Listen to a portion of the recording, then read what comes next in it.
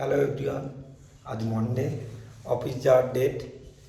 Train miss করেছি সকালবেলায়, তাই বাইকে যেতে হচ্ছে অনেকটা দূর, প্রায় 73 কিলোমিটার।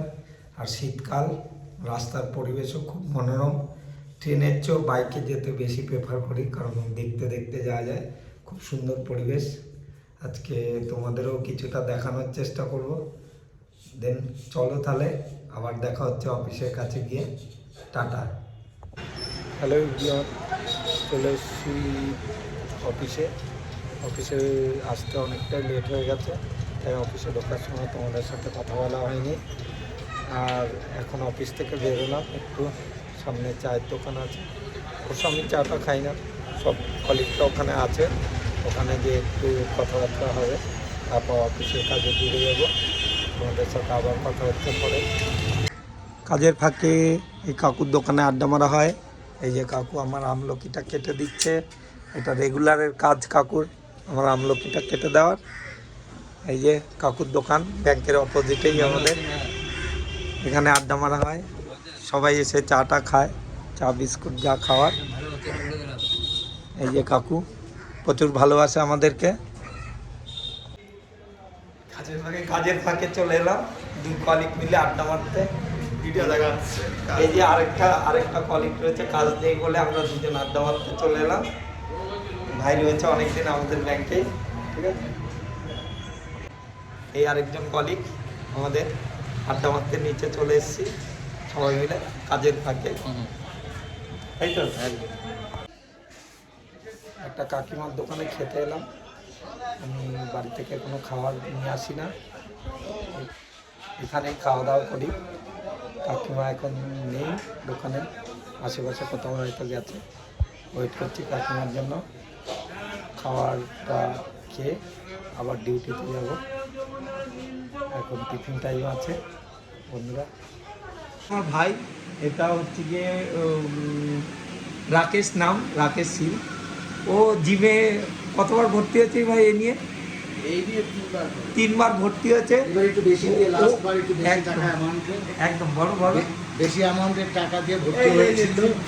হ্যাঁ, সে এখনো যে 18 তারিখ চলে যে নতুন মাস পড়ে গেছে, এখনো তার যাওয়ার নাম। বাহ বাহ, জিমের ছবি টবি সব তুলে এনেছে, ঠিক আছে। জিমের ব্যাগ জুতো সমস্ত কিছু কেনা হয়, ও জিমে যায়, সবাইকে সিগারেট খাইয়ে সবার জিম ছুটিয়ে দিয়ে চলে আসে। এত মানে ওর মোটিভেশনটাই আলাদা। ও যায় জিমে, সবার সাথে গল্প করে ওদেরকে বাইরে ডেকে এনে সিগারেট খাইয়ে 2 দিন পর ওদেরও জিম থেকে ছেড়ে দেয়, ও জিম থেকে ছেড়ে দেয়। এই হচ্ছে ওর কাজ।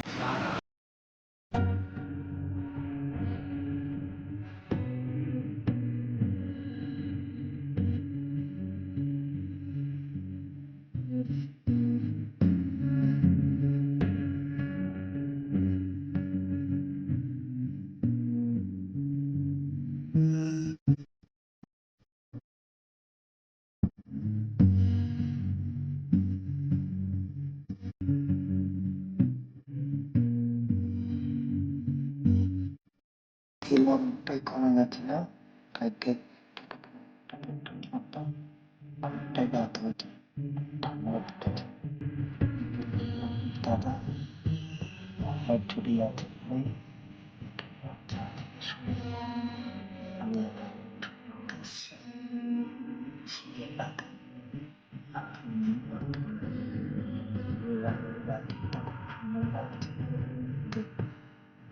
একটু ট্রাই করে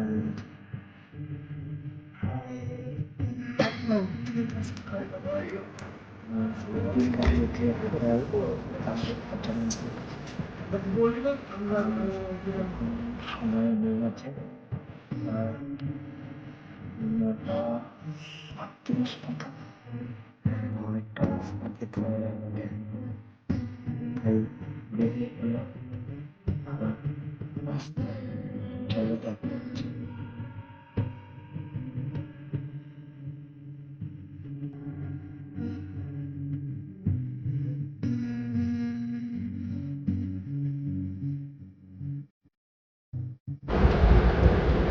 হ্যালো এভরিওয়ান, সারাদিন কাজের চাপে তোমাদের সাথে তেমনভাবে কথা বলা হয়, এখন বাড়ি ফিরছি, প্রায় টাইম হয়ে গেছে এখন। কতটা দেখে নিয়ে বলতে হবে তোমাদেরকে, মোটামুটি ধরে নাও 10টা 3 বাজে এখন। এখন বাড়ি ফিরছি, তো বাড়ি ফিরতে ফিরতে প্রায় 11:30 12টা বাজবে। দাঁড়িয়ে আছি রোডের মাঝখানে, একদম জনশূন্য রোড, একা আমি, কিছু নিষ্প্রাণ লোহার খাঁচা, মানে ট্রাক যাচ্ছে, আর আমি আছি। আমার মতো এরকম কর্পোরেট কর্মচারী হয়তো অন্য কোনো রোডে অন্য কোনো রাস্তায় আছে, তাই জন্যই দাঁড়ালাম। এটা কর্পোরেট লাইফ।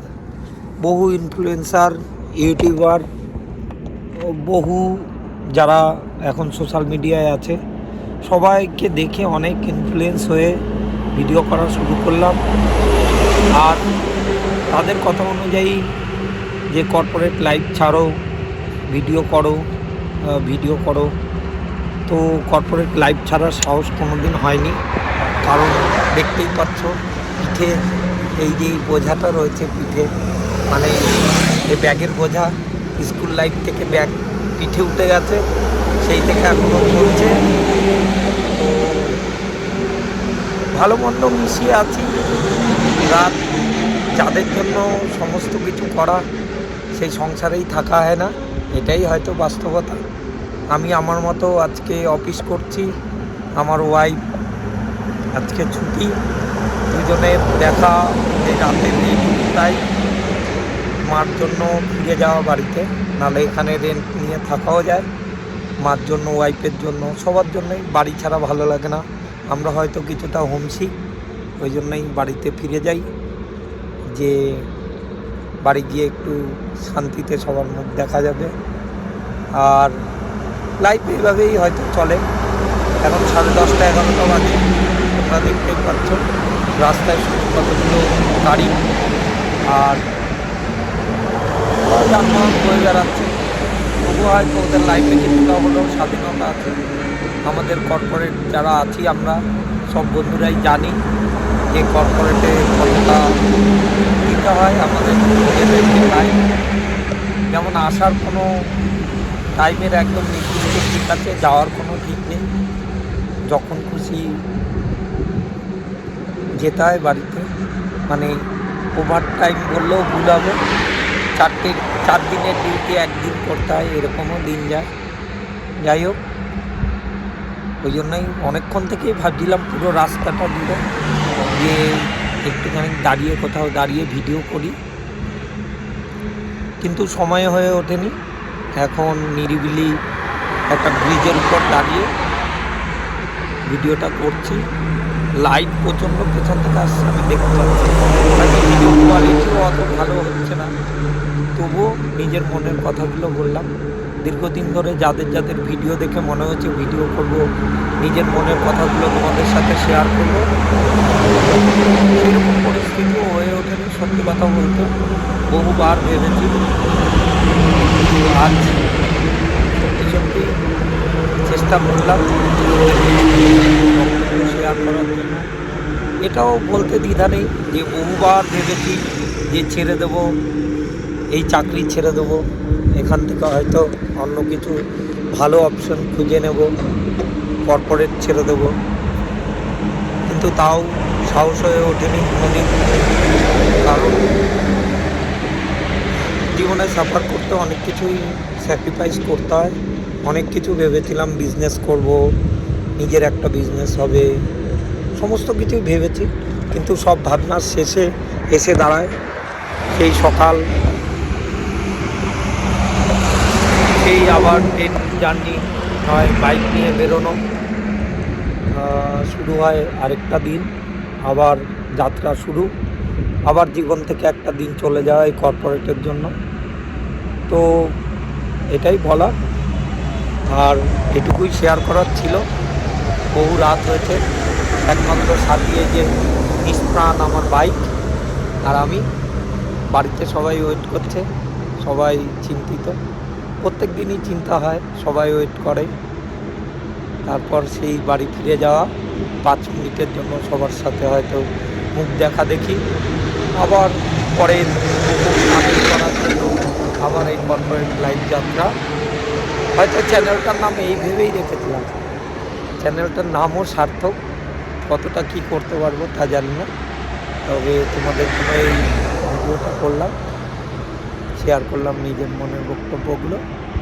টাটা, আবার বাড়ির কাছে যেয়ে দেখা হচ্ছে। এখন প্রায় রাত 11টা বাজতে যায়, আমার বাড়ির কাছে যাই। স্ট্রিট লাইটের আলোগুলো অসাধারণ, নিস্তব্ধতা, অসাধারণ, কুয়াশা আচ্ছন্ন একটা শীতের রাত। প্রত্যেক দিনই এইভাবেই কাটে। প্রত্যেক দিন এই রাস্তায় যাতায়াত করার সময় মনে হয় যে জীবনটা আরও হয়তো অন্য কিছু হতে পারত, জীবনটায় হয়তো আরও অন্য কিছু সাকসেস হতো। তো যাই হোক, এটাই হয়তো আরেকটা দিক জীবনের, ভাবনা চিন্তা, অলৌকিক ভাবনা চিন্তাও বলা যেতে পারে, কারণ কিছুটা ছেড়ে আসা যায় না। যেমন কর্পোরেট ছেড়েও, এটা একটা মায়া জাল বলতে পারো, কর্পোরেট ছেড়ে আসা যায় না কোনোভাবেই। আজ আরেকটাও ভালো ঘটনা ঘটেছে। যখন আসছি হঠাৎ করে একটা জায়গায় রেস্ট নিতে দাঁড়ালাম, দুজন ট্রাক ড্রাইভারের সাথে দেখা হলো। তারা হঠাৎ করে আমাকে জিজ্ঞেস করলো, তোমার হাতের গ্লাভস নেই? বললাম না, শীতকাল আমার ভালো লাগে প্রচণ্ড পরিমাণ, আমার অতটা শীতে অসুবিধা হয় না। বললো তবুও শীতকাল তো, একটু ঠান্ডার হাত থেকে বাঁচাই উচিত। আমরা গাড়ি চালাই, কাঁচের ভিতর থাকি, তাও আমাদের হাওয়া লাগলে কষ্ট হয়, সাবধানে যেও, গরমকাল হলে চিন্তা হতো না আসার সময়। এবং অপরিচিত দুটো মানুষ অদ্ভুতভাবে 2 মিনিট দেখা হয়েছে, আমাকে বলছে সাবধানে বাড়ি যেও, শীতের পোশাক ভালো নিও, নালে শরীর খারাপ হয়ে যাবে। এগুলোই হয়তো মানবিকতা, এগুলোই পাওনা। মানুষ, প্রচুর ভালো মানুষ আছে পৃথিবীতে। যাই হোক, আবার পরে কথা হবে। হ্যালো এভরিওয়ান, এই যে বাড়ি ফিরলাম। কালকে মিত্রাকে এই বাড়িতে রেখে গেছিলাম, ওর শরীরটা খুব খারাপ ছিল, কালকে রাতে রেখে গেছিলাম। এখনও আমার সাথে বাড়িতে ফিরবে। আমি এইমাত্র অফিস থেকে ফিরলাম, এখন প্রায় 11টা বাজে। বুঝতেই পারছো, কর্পোরেট লাইফ একেই বলে, ঠিক আছে, নামটার সার্থকতা আছে আমার মনে হয়। তোমরা বিচার করে বলো কি আছে না আছে। ওই আমার পেছনে চলে গেছে, ঘুরে বেড়াচ্ছে, কিছু বলো। এখন বাড়ি যেতে হবে, অনেক রাত হয়েছে, কাল আবার দেখা হচ্ছে। 2-4 ঘন্টা পরেই আবার অফিসের জন্য রেডি হতে হবে দুজনকেই, দৌড়াদৌড়ি ছুটোছুটি করে। একজন চলে যাবে একদিকে, আরেকজন উল্টো দিকে। তো আবার দেখা হচ্ছে বাড়ি পৌঁছে। এখন এদের বাড়িতে আছি। যাই হোক বন্ধুরা, টাটা। টাটা। বাড়ি এসে গেছি, এখন বাজে 11:07, ঘরে ঢুকবো আবার। বাড়ির কাল সামনে সকাল। দাঁড়িয়ে আছি, এই এত রাত্রে বাড়িতে পৌঁছালাম দুইজনে। এবার কালকে সকালের জন্য আবার রেডি হতে হবে, সমস্ত কিছু গুছিয়ে রাখতে হবে, সকালবেলায় আবার ছোটাছুটি শুরু হবে। এই কয়েক ঘন্টার জন্যই বাড়িতে আসা, আর এইটাই জীবনের সবচেয়ে শান্তির জিনিস। তাই যত কষ্টই হোক বাড়িতে পৌঁছানো হয়। Tata everyone. Bye, good night. এই যে এভরিওয়ান, দেখো কালকে সকালবেলারই আবার ড্রেস সব রাখা রয়েছে অফিসে যাওয়ার, আর এটাই চলে প্রতিদিন। এখন 11:20 বাজে, এইমাত্র ফেরা হলো বাড়িতে, এখনও খাওয়া দাওয়া কিছুই হয়নি। এরপর খাওয়া দাওয়া করে শুতে শুতে 12টা, 12:30 বেজে যায়। তারপর আবার পরের দিনের জন্য রেডি হয়। এই যে মা দাঁড়িয়ে আছে, সারাদিন পর দেখা সবার সাথেই, এর নামই সংসার। সবাই এক জায়গায় থাকার জন্য লোকে সংসার করে, তারপর সবাই সবার থেকে বিচ্ছিন্ন। সকালবেলায় বেরোনো হয় ভোরবেলায়, আর রাতে এসে পৌঁছানো হয়। সবার সাথে 5 মিনিট 7 মিনিট দেখা, এটাই জীবন। 5-7 মিনিটের দেখা, তারপর আবার যার যার কর্মস্থল, মা বাড়িতে কর্ম করে, আমরা রাস্তায়। আর আর বেশি কিছু বলার নেই। এখন এই জামা প্যান্ট চেঞ্জ করে খাওয়া দাওয়া হবে রাতের, আবার সকালের জন্য রেডি হতে হবে। মাথায় চলতে থাকে এই বুঝি সকাল হয়ে গেল, ট্রেন মিস হয়ে যাবে, এসবই চলতে থাকে মাথায়। টাটা। আমার প্রিয় দুজনার সারাদিন ওয়েট করে থাকে কখন আসবো। এই যে লেজ নাড়ছে আমার গুটু আর পুটু দুইজন, তাদের খাবার নিয়ে এসছি। এখন রাত প্রায় 11:30 বাজে। আমাদের জন্য, আমাদের মতো ওরাও অনেক লেট হয়ে যায় খেতে, কারণ ওরাও কর্পোরেট ডিউটি করে আমাদের মতোই। এই যে আমার গুটুটা প্রেগনেন্ট আছে, ও প্রেগনেন্ট আছে এখন, ওর ওর বেবি হবে কয়েকদিন পরে, তাই রাতের খাবারটা দরকার খুব। চলো ওদের খেতে দিই বন্ধুরা, আবার কথা হবে। দেখো নাচছে, আসো আসো আসো, no no no no no. এই যে দুইজনেই নাচছে, ওয়েট করেছিল আমার জন্য অনেক সময়। ওদের খেতে দিয়ে দিই বন্ধুরা, তারপর কথা হচ্ছে। একটা কথা সবসময় মনে হয় যে এরা সবার দেওয়া উচ্ছিষ্টগুলো খায়, বা মাছের কাটা হাড়গোড় এরা খায়। কোনো দিন কি ওরা সত্যি সত্যি মাংসের স্বাদ বোঝে, বা হাড়গোড়ই খেয়ে থাকে, ভাবে ওইটাই হয়তো মাংসের স্বাদ, মানুষের দেয় উচ্ছিষ্ট বা হাড়গোড়গুলো। এই কথাটা সবসময় মনে হয় ওদের যখন খেতে দিই। বা মাছের কাটা দেয় লোকে, তারপর মাংসের হাড়গোড়, এগুলোই হয়তো ওদের কাছে মাংসের টেস্ট। অরিজিনালি মাংস খেতে কেমন হয় সেটা হয়তো এরা জানেই না, অবলা জীবগুলো। এই যে আমার পুটুটা প্রেগনেন্ট, ওর বেবি হবে কিছু দিনের মধ্যেই। বেবিগুলো খুব সুন্দর হবে ভাবছি, দেখাবো বন্ধুরা সবাই তোমাদেরকে।